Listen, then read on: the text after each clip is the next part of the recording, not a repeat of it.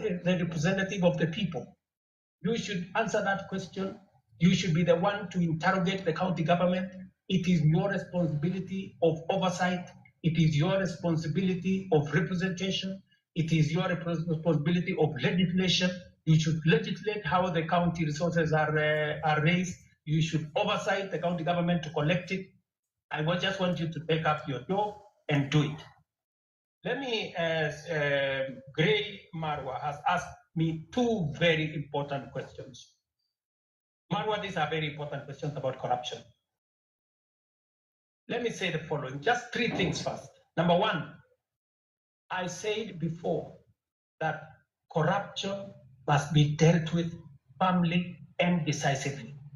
And that is why my act number one in office, the two acts that I did in office when I came into office was number one, to make sure that I give financial autonomy to the police so that they can pursue corruption to the extent possible, and that they don't have to come back to me and nobody in my office to control the police in as to whom they want to prosecute. That's number one. And I signed, and the budget of the police is run by the IG at the moment, and they are free to go after everybody. That's number one. Number two, I made sure that the judges that had been denied the opportunity to serve and to empower our judiciary, I signed them, and I made sure that they have been gazetted and they went to work.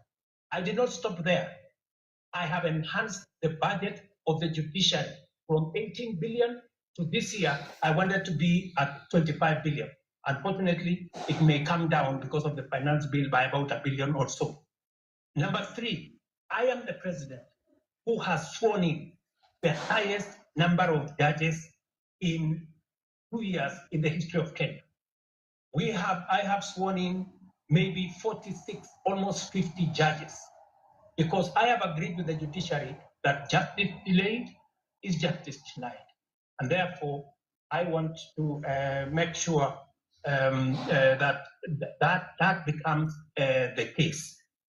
Number four, on the specific incident of what happened with fertilizer, I want to tell you, as I tell the people of Kenya, those where evidence has been gathered, sufficient evidence has been gathered, they are in court. The CEO, the general manager, and 7 other staff of the National Cereals and Produce Board are already in court. The minister was taken to parliament to answer for political responsibility, that to make sure that his oversight role was in question. I want to tell you this, Gray, that we are a country of the rule of law. When a person has been, when allegations are made against a person and they are not verified, there is no way that such person can be held to account. But when they are verified, like the case of the officers who worked under the minister that were verified, they are in court. I want to tell you, if a minister, if a principal secretary, if there are verified allegations of corruption against any cabinet minister and or any principal secretary, the day they are taken to court, I will fire them. I will not wait for the court process, because there will be an element of confirmation that these are people who are corrupt. Let me talk about jobs. And you have said correctly that the public service has issued a circular that there will be, the public service has a freeze on jobs at different levels.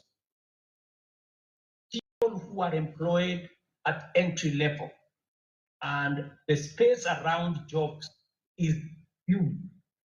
Government can only hire a very small fraction. My intention, my plan is to make sure that government facilitates the economy, facilitates the private sector, facilitates the entire enterprise space to create more jobs.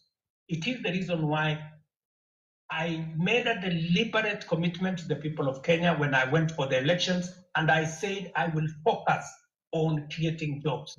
And if you want me to explain to you the areas where I am focused on creating jobs,